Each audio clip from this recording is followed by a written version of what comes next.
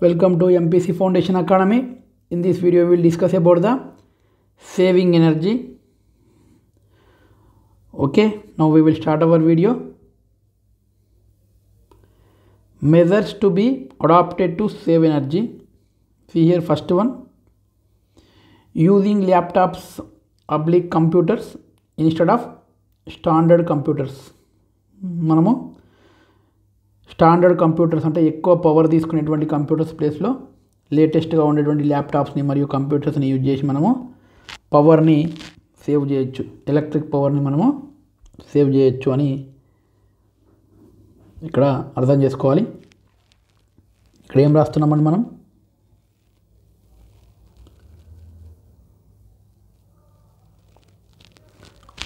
Using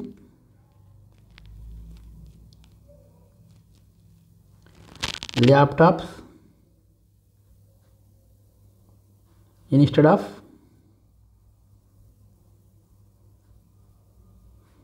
standard computers. మనము standard computers ప్లేస్లో ల్యాప్టాప్స్ని use చేసి మనము ఇక్కడ పవర్ని సేవ్ చేయొచ్చు. Next one, using solar cooker and solar heaters. using solar cooker and solar heater instead of electric emulsion heater and electric emulsion cooker. మనము instead of electric cooker, electric emulsion heater ప్లేస్లో మనం solar cooker and solar హీటర్ని use చేసి power కన్జంప్షన్ని తగ్గించి ఎనర్జీని మనము save చేయొచ్చు అనేది ఇక్కడ అర్థం చేసుకోవాలి. Next one, using electronic resources for communication instead of paper. మనము పేపర్ ప్లేస్లో సాఫ్ట్ కాపీస్ని, ఎలక్ట్రానిక్స్ రిసోర్సెస్ని కమ్యూనికేషన్ గురించి యూజ్ చేయాలి. ఏమంటున్నామంటే పేపర్ ప్లేస్లో using electronic resources for communication వ్యవస్థలో మనం పేపర్ ప్లేస్లో ఎలక్ట్రానిక్ రిసోర్సెస్ని యూజ్ చేయాలి. లైక్ జీమెయిల్ని, వాట్సాప్ని, వాటిని అన్నీ మనం ఎక్కువగా యూజ్ చేసి సాఫ్ట్ కాపీస్ని, హార్డ్ కాపీస్ ప్లేస్లో సాఫ్ట్ కాపీస్ని యూజ్ చేసి మనము ఇక్కడ ఎనర్జీని మరియు పేపర్ని రెండింటిని కూడా మనము సేవ్ చేయొచ్చు. Next, using efficient electrical appliances like refrigerator and air conditions. మనం when you are using the refrigerator and air conditions we have to use efficient electric appliances. అంటే ISI మార్క్ ఉన్నటువంటి మరియు తక్కువ ఎనర్జీ కన్జంప్షన్ చేసేటువంటి రిఫ్రిజిరేటర్ని మనము అండ్ ఎయిర్ కండిషన్స్ని use చేయాలి. యూజింగ్ ఎఫిషియంట్ ఎలక్ట్రికల్ అప్లయన్సెస్ మనము when we are buying the refrigerator and air conditioners అక్కడ మనకు 5 స్టార్ 3 స్టార్ అని ఉంటుంది. అక్కడ దేనికైతే ఎలక్ట్రిక్ ఎనర్జీ అని తక్కువ కన్జంప్షన్ జరుగుతుందో అట్లాంటి వాటిని మనము బై చేయడానికి ప్రిఫర్ చేయాలి. Next one, using CFL bulbs. CFL bulb అంటే మనము ట్యూబ్లైట్ తర్వాత మనం యూజ్ చేసినాం CFL బల్బ్స్ని. వాటిని CFL full form compact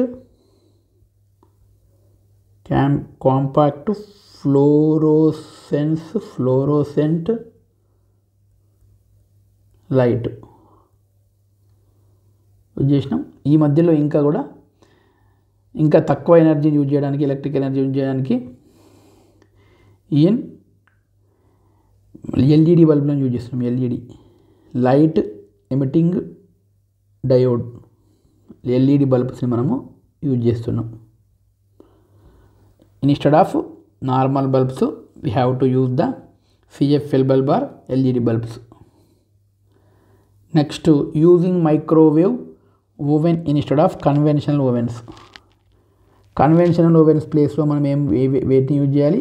microwave use చేయడం వల్ల మనకి ఎనర్జీ అనేది చాలా వరకు మనం సేవ్ చేయొచ్చు. చాలా ఫాస్ట్గా హీట్ అవుతుంది. చాలా ఫాస్ట్గా మనకి ఇక్కడ హీట్ అవుతుందని మనం అర్థం చేసుకోవాలి. Next, regular maintenance of appliances so that they consume less energy. మనం ఎలక్ట్రికల్ అప్లయన్సెస్ని యూజ్ చేసేటప్పుడు వాటిని రెగ్యులర్గా మెయింటైన్ చేసుకోవాలి. కాబట్టి అది రెగ్యులర్గా మెయింటైన్ చేసుకుంటే అది తక్కువ లెస్ ఎనర్జీని కన్జ్యూమ్ చేస్తుంది.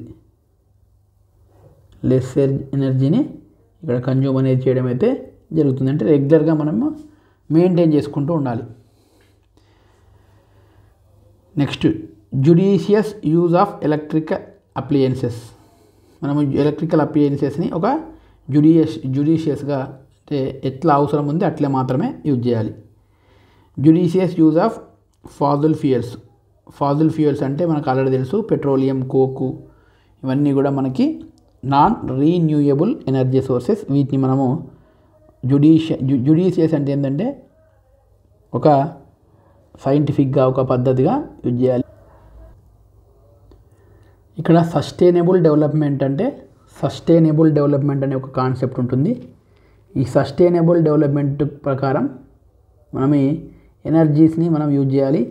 సస్టైనబుల్ డెవలప్మెంట్ మీన్స్ సస్టైనబుల్ డెవలప్మెంట్గా మనము జుడిషియస్గా యూజ్ చేయాలి. ఎట్లా అంటే మనము ఏదైనా ఎనర్జీ సోర్స్ యూజ్ చేసేటప్పుడు ఈ 3 పాయింట్స్ అనేవి మనకి important. First one is the environmental protection. Environment అనేది మనకు పొల్యూషన్ కాకుండా ప్రొటెక్ట్గా ఉండాలి. ఎకనామిక్ డెవలప్మెంట్, మనం యూజ్ చేసేటువంటి ఇన్పుట్ కన్నా అవుట్పుట్ అనేది మనకి ఎకనామికల్గా ఎక్కువగా ఉండాలి. నెక్స్ట్, సోషల్ ప్రోగ్రెస్, మనము డెవలప్మెంట్ జరగాలి. At the same time future జనరేషన్స్కి లాస్ చేయకూడదు. ఇవన్నిటిని పాయింట్అవుట్ చేస్తూ మనము ఎనర్జీ సోర్సెస్ని యూజ్ చేస్తే వాటన్నిటిని జుడిషియల్గా యూజ్ చేసినట్టు, లేదంటే సస్టైనబుల్ డెవలప్మెంట్గా మనము ముందుకెళ్తున్నట్టని అర్థం చేసుకోవాలి. హియర్ మనము ఒక ఎగ్జాంపుల్ చూద్దాం. Find the work done to move an object of the mass. ఇక్కడ ఏమంటున్నాడు? Object mass of the object m = 3 kgs అంటున్నాడు. హైట్ వచ్చేసి 20 meters అంటున్నాడు గ్రౌండ్ నుండి. నౌ వర్క్ డన్, ఎంత వర్క్ డన్ అయింది అంటున్నాడు. ఇక్కడ G వాల్యూ 10 meter/s² తీసుకోమంటున్నాడు. నౌ వర్క్ డన్ ఫార్ములా, ఇక్కడ పొటెన్షియల్ ఎనర్జీ కాబట్టి m × G × H. ఇక్కడ m, G, H3 కూడా మనము సేమ్ యూనిట్స్ అబ్జర్వ్ చేస్తే ఆ 3 వాల్యూస్ కూడా సేమ్ సిస్టంలో ఉండాలి. ఇక్కడ ఇది SI సిస్టమే, ఇది SI సిస్టమే, ఇది SI సిస్టమే. కాబట్టి మనం ఫార్ములా ప్రకారం ఆ 3ని మల్టిప్లై చేయాలి. 3 × 20 × 10 మనం టోటల్గా మల్టిప్లై చేస్తే 600 వస్తుంది. The units of work done in SI system joules. No correct answer is the 600 joules అని మనం ఇక్కడ చెప్పొచ్చు. Next question, calculate the amount of force in newtons required to displace an object by 2 meters in the direction of force. Work done in this process 5 kilojoule. ఇక్కడ according to question మనం ఏం find out చేయాలండి? మనము force find out చేయాలి. ఇచ్చినటువంటి ప్రాబ్లంలో data రాసుకున్నట్టయితే మనకి వర్క్ డన్ ఇచ్చాడు. Work done = 5 kilojoules. 5 kilojoules. Next displacement ఇచ్చాడు. S = 2 meters. నెక్స్ట్ మనం ఫైండ్ అవుట్ చేయాల్సింది ఫోర్స్ ఫైండ్ అవుట్ చేయాలి. ఎందులో ఫైండ్ అవుట్ చేయాలి? న్యూటన్స్లో ఫైండ్ అవుట్ చేయాలి. See here when we are observing here ఇచ్చినటువంటి 3 కూడా ఎప్పుడైనా ఒకటే సిస్టంలో ఉన్నాయా లేవా యూనిట్స్ చాలా ఇంపార్టెంట్ ఇది. When we are doing problems we have to observe the all values are in same system or not. See here work done అనేది మనకి డిస్ప్లేస్మెంటు SI సిస్టంలో ఉంది, ఫోర్స్ కూడా మనకు ఎస్ఐ సిస్టమ్లోనే అడుగుతున్నాం న్యూటన్స్, కానీ వర్క్ డన్ అనేది మనకు జౌల్స్లో ఉండాలి, కానీ కిలో జౌల్స్లో ఇచ్చింది. ఇది ఎస్ఐ సిస్టంలో ఉందా? లేదు. ఎస్ఐ సిస్టంలో ఉండాలంటే జౌల్స్లో కన్వర్ట్ చేసుకోవాలి. Now 5 kilo joules is equal to 5 into 1 kilo అంటే 1000 జౌల్స్. నౌ ఆన్సర్ ఇద్దా ఇక్కడ 5000 జౌల్స్ అనేది వస్తుంది వర్క్ డన్. మనకు ఫైండ్ అవుట్ చేయని ఫోర్స్ను ఫైండ్ అవుట్ చేయమన్నాడు according to question. Now solution. Formula ఇది ఈక్వల్ టు ఏం ఫార్ములా అండి? వర్క్ డన్ ఇది equal to force into displacement.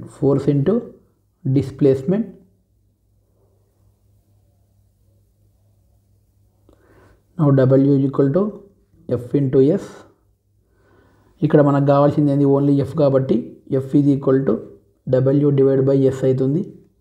Now F is equal to W how much? 5000 joules divide by మనకి displacement ఎంత ఉందండి? 2 ఉంది. డిస్ప్లేస్మెంట్ ఎంత ఉంది? 2 మీటర్స్ ఉంది. నౌ 5000 డివైడ్ బై 2 అంటే ఎంత? 2500 న్యూటన్స్ అని మనం ఇక్కడ అప్లై చేయొచ్చు. ఇక్కడ ఏమంటున్నాడు చూడండి, 2500 Newton force is applied. Okay, this is the second problem. మనం ఎప్పుడైనా ప్రాబ్లం చేసేటప్పుడు ఫస్ట్ మనం చాలా ఇంపార్టెంట్ ఏంటంటే ఇచ్చినటువంటి ఫిజికల్ క్వాంటిటీస్ అన్నీ కూడా సేమ్ సిస్టంలో యూనిట్స్ కలిగి ఉండాలి. ఒకటి CGS ఒకటి SI ఉంటే మనం కంపల్సరీ దాన్ని CGSలకైనా లేదా SIలకన్నా మార్చుకోవాలి అన్నిటినీ. లేదు ఒకటి మనకి SI సిస్టంలో కాకుండా CGS సిస్టంలో కాకుండా కూడా మనకి మల్టిపుల్స్ ఉంటాయి. ఇప్పుడు 5 కిలో జౌల్స్ అని ఉంది కదా, దాన్ని మనము జౌల్స్లోకి కన్వర్ట్ చేసుకున్నాం అట్లా అన్నట్టు. ఇట్లా మల్టిపుల్స్ యూనిట్స్ ఉన్నా కూడా మనం వాటిని SI యూనిట్లోకి కన్వర్ట్ చేయాలి. Next problem. A boy lifted a small carton of 2 kg mass from the ground and placed it on his head. If the height of boy is 1.5 meter, then calculate the work done. Here work done is equal to given data. What are there here? Data mass is equal to 2 kg in SI system. Okay. Next G is equal to 10 meter per second square. This is also SI system. Okay. Next height is equal to 1.5 meter. This is also SI system. Now work done is equal to ఇక్కడ work అనేది దేనికి equal ఉంటుంది? Potential ఎనర్జీకి. Now what is the formula? MGH. దీన్ని ఇంకో రకంగా రాయొచ్చు, force into displacement. ఇక్కడ ఫోర్స్ అనేది యాక్సలరేషన్ డ్యూ టు గ్రావిటీ వల్ల జరుగుతుంది కాబట్టి force formula M into G. Displacement అంటే H కాబట్టి MGH. Now what is the formula? M into G into H. Now here M value how much? 2 kg into G is equal to 10, H is equal to 1.5. Here 1.5 into 2, 3 into 10, 30 joules. Now work done is equal to how much? 30 joules అని మనం ఇక్కడ అర్థం చేసుకోవాలి. Okay, next. See, observe this question. When a force of 4 Newton is applied on the object placed at one end of the table such that it reaches the other end of the table as shown in figure, work done in the process is 3.92 joules. Then the calculate the length of the table. మనం ఇక్కడ length of the table ను find out చేయాలి. ఇక్కడ object యొక్క length అనేది 2 centimetres అంటున్నాడు. First of all మనము ఏమంటున్నాడంటే ఆబ్జెక్ట్ అనేది వన్ ఎండ్ నుంచి ఇంకో ఎండ్ వరకు వెళ్తుంది అంటున్నాడు. ఎప్పుడు 4 న్యూటన్స్ కనుక మనము ఫోర్స్ని అప్లై చేస్తే ఆ ఆబ్జెక్ట్ అనేది వన్ ఎండ్ నుంచి అనదర్ ఎండ్ దాకా వెళ్తుంది అంటున్నాడు. మరియు ఆ ఆబ్జెక్ట్ యొక్క లెంత్ అనేది మనకు ఫిగర్లో 2 సెంటీమీటర్స్ ఇచ్చాడు. ఇప్పుడు మనం ఏం చేయాలి? టోటల్ ఈ టేబుల్ యొక్క లెంత్ను ఫైండ్ అవుట్ చేయమంటాడు కాబట్టి మనం డిస్ప్లేస్మెంట్ని ఫైండ్ అవుట్ చేయాలి. ఆ డిస్ప్లేస్మెంట్తో పాటు ఈ ఆబ్జెక్ట్ యొక్క లెంత్ని కనుక యాడ్ చేస్తే మనకి టోటల్గా టేబుల్ లెంత్ అనేది వస్తుంది. మనం we have to find the displacement. మనం దాని గురించి డేటా రాసుకుందాం. No data force is equal to 4 newtons, work done W is equal to 3.92 joules. Next మనకి ఏం కావాలండి, డిస్ప్లేస్మెంట్ కావాలి. Now we have to find the displacement according to formula W is equal to F into S.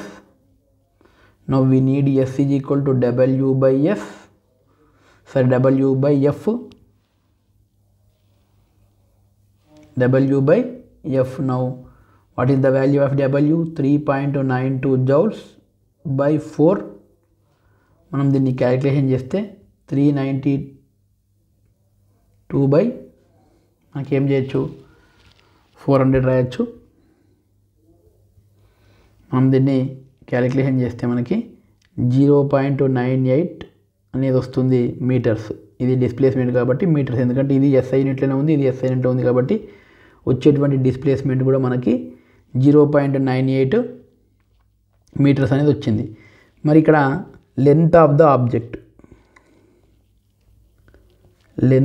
Object according to figure how much, 2 centimetres. 2 centimetres అనేది length యొక్క CGS సిస్టంలో unit. కానీ మనం దీన్ని ఎందులోకి మార్చుకోవాలి, SI యూనిట్లకు మార్చుకోవాలి, ఎందుకంటే అన్ని SI యూనిట్లోనే ఉన్నాయి. ఇంతకుముందు చెప్పిన compulsory when we have to do the problem, first of all we have to observe the all physical quantities having units in same system.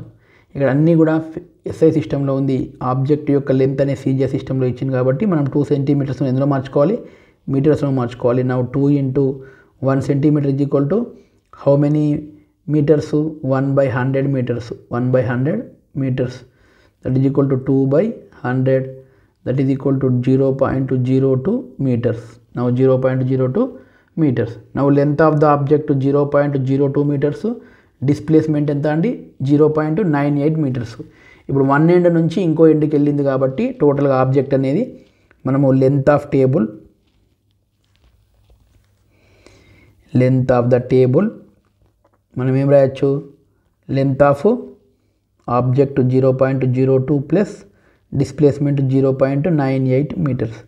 ఈ రెండింటిని యాడ్ చేస్తే మనకి 1.00 metres, that is nothing but 1 metre అనేది వస్తుంది. Now correct option అంతే, ఇక్కడ 1 metre is the right answer. I'm explaining once again.